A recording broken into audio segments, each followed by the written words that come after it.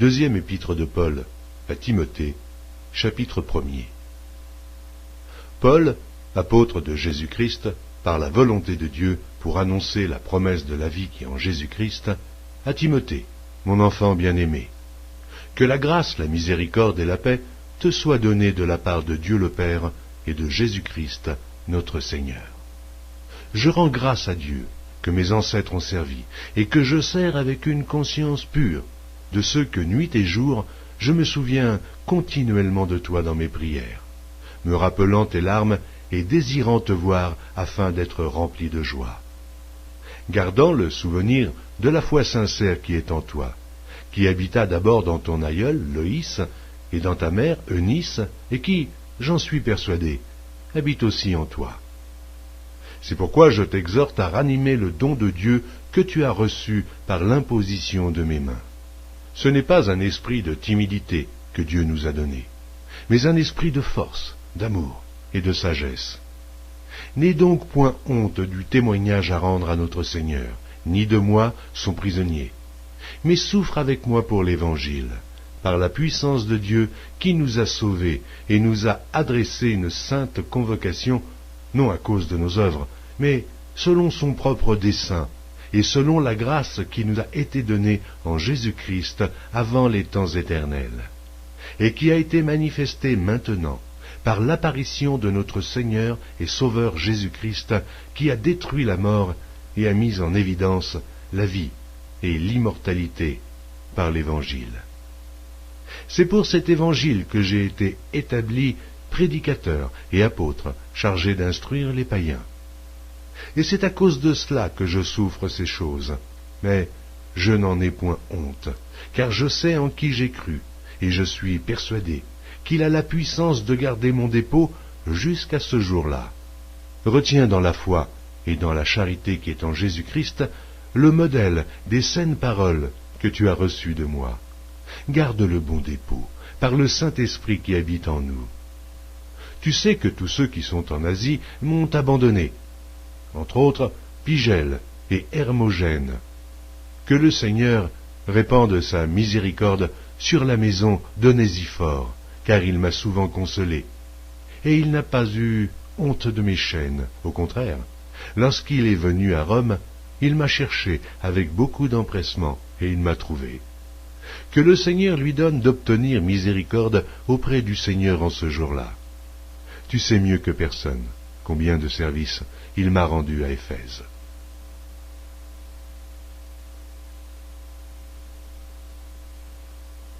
Deuxième épître de Paul à Timothée, chapitre 2. Toi donc, mon enfant, fortifie-toi dans la grâce qui est en Jésus-Christ. Et ce que tu as entendu de moi en présence de beaucoup de témoins, confie-les à des hommes fidèles, qui soient capables de l'enseigner aussi à d'autres. Souffre avec moi, comme un bon soldat de Jésus-Christ.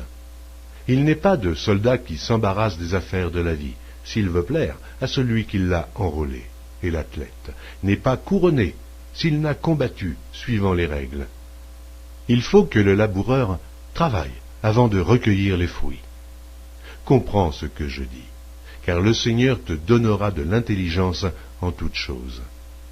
Souviens-toi de Jésus-Christ, issu de la postérité de David, ressuscité des morts selon mon évangile, pour lequel je souffre jusqu'à être lié comme un malfaiteur. Mais la parole de Dieu n'est pas liée. C'est pourquoi je supporte tout à cause des élus, afin qu'eux aussi obtiennent le salut qui est en Jésus-Christ avec la gloire éternelle. Cette parole est certaine. Si nous sommes morts avec lui, nous vivrons aussi avec lui. Si nous persévérons, nous régnerons aussi avec lui. Si nous le renions, lui aussi nous reniera. Si nous sommes infidèles, il demeure fidèle, car il ne peut se renier lui-même. Rappelle ces choses en conjurant devant Dieu qu'on évite les disputes de mots qui ne servent qu'à la ruine de ceux qui écoutent. Efforce-toi de te présenter devant Dieu comme un homme éprouvé, un ouvrier qui n'a point à rougir, qui dispense droitement la parole de la vérité. Évite les discours vains et profanes, car ceux qui les tiennent avanceront toujours plus dans l'impiété, et leur parole rongera comme la gangrène. De ce nombre sont Hyménée et Philette, qui se sont détournés de la vérité, disant que la résurrection est déjà arrivée, et qui renversent la foi de quelques-uns. Néanmoins, le solide fondement de Dieu reste debout avec ces paroles qui lui servent de sceau. Le Seigneur connaît ceux qui lui appartiennent, et quiconque prononce le nom du Seigneur, qu'il s'éloigne de l'iniquité. Dans une grande maison, il n'y a pas seulement des vases d'or et d'argent, mais il y en a aussi de bois et de terre. Les uns sont des vases d'honneur, et les autres sont d'un usage vil. Si donc quelqu'un se conserve pur, en s'abstenant de ces choses, il sera un vase d'honneur, sanctifié, utile à son maître, propre à toute bonne œuvre. Fuis les passions de la jeunesse, et recherche la justice, la foi, la charité, la paix, avec ceux qui invoquent le Seigneur d'un cœur pur. Repousse les discussions folles et inutiles, sachant qu'elles font naître des querelles. Or, il ne faut pas qu'un serviteur du Seigneur ait des querelles. Il doit au contraire avoir de la condescendance pour tous, être propre à enseigner, doué de patience.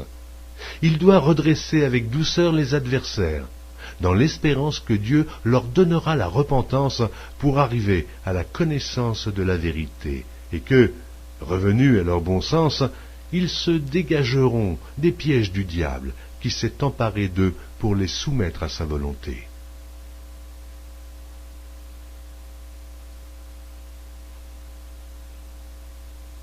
Deuxième épître de Paul à Timothée, chapitre 3. Sache que dans les derniers jours, il y aura des temps difficiles, car les hommes seront égoïstes, amis de l'argent, fanfarons, hautains, blasphémateurs, rebelles à leurs parents, ingrats, irreligieux, insensibles, déloyaux, calomniateurs, intempérants, cruels, ennemis des gens de bien, traîtres, emportés, enflés d'orgueil, aimant le plaisir plus que Dieu, ayant l'apparence de la piété, mais reniant ce qui en fait la force. Éloigne-toi de ces hommes-là. Il en est parmi eux qui s'introduisent dans les maisons et qui captivent des femmes d'un esprit faible et borné, chargées de péché, agitées par des passions de toute espèce, apprenant toujours et ne pouvant jamais arriver à la connaissance de la vérité. De même que Janès et Jambres s'opposèrent à Moïse, de même ces hommes s'opposent à la vérité, étant corrompus d'entendement, réprouvés en ce qui concerne la foi. Mais ils ne feront pas de plus grands progrès, car leur folie sera manifeste pour tous, comme le fut celle de ces deux hommes. Pour toi, tu as suivi de près mon enseignement, ma conduite, mes résolutions, ma foi, ma douceur, ma charité, ma constance, mes persécutions, mes souffrances. À quelles souffrances n'ai-je pas été exposé à Antioche, à Icône, à Lystre? Quelle persécution n'ai-je pas supportée? Et le Seigneur m'a délivré de toutes. Or, tous ceux qui veulent vivre pieusement en Jésus-Christ seront persécutés. Mais les hommes méchants et imposteurs avanceront toujours plus dans le mal, égarant les autres et égarés eux-mêmes. Toi, demeure dans les choses que tu as apprises et reconnues certaines, sachant que tu les as apprises dès ton enfance. Tu connais les saintes lettres, qui peuvent te rendre sage à salut par la foi en Jésus-Christ. Toute écriture est inspirée de Dieu et utile pour enseigner, pour convaincre, pour corriger, pour instruire dans la justice, afin que l'homme de Dieu soit accompli et propre à toute bonne œuvre.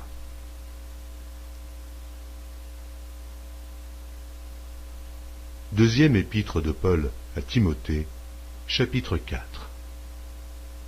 Je t'en conjure, devant Dieu et devant Jésus-Christ, qui doit juger les vivants et les morts, et au nom de son apparition et de son royaume, prêche la parole, insiste en toute occasion, favorable ou non, reprend, censure, exhorte, avec toute douceur et en instruisant.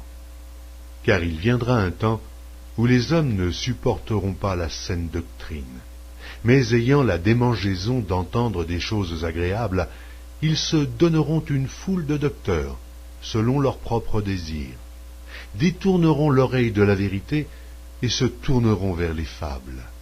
Mais toi, sois sobre en toutes choses, supporte les souffrances, fais l'œuvre d'un évangéliste, remplis bien ton ministère. Car pour moi je sers déjà de libation, et le moment de mon départ approche.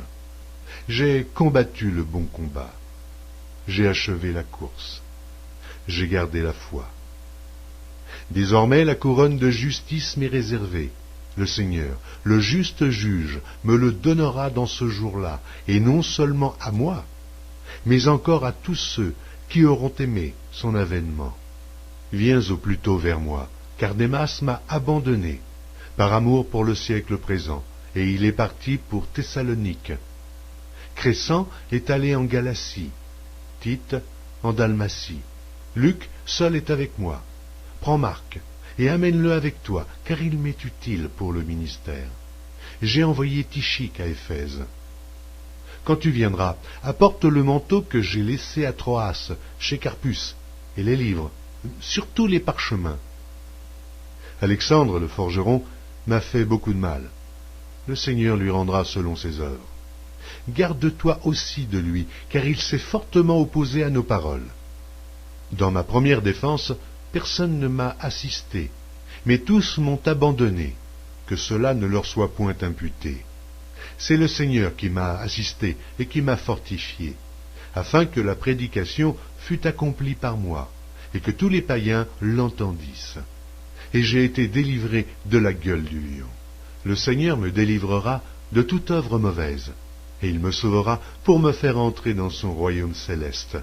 À lui soit la gloire au siècle des siècles. Amen. Salut Prisca et Aquilas et la famille d'Onésiphore. Éraste est resté à Corinthe, et j'ai laissé Trophime malade à Milet. Tâche de venir avant l'hiver. Ubulus, Pudence, Linus, Claudia et tous les frères te saluent. Que le Seigneur soit avec ton esprit, que la grâce soit avec vous.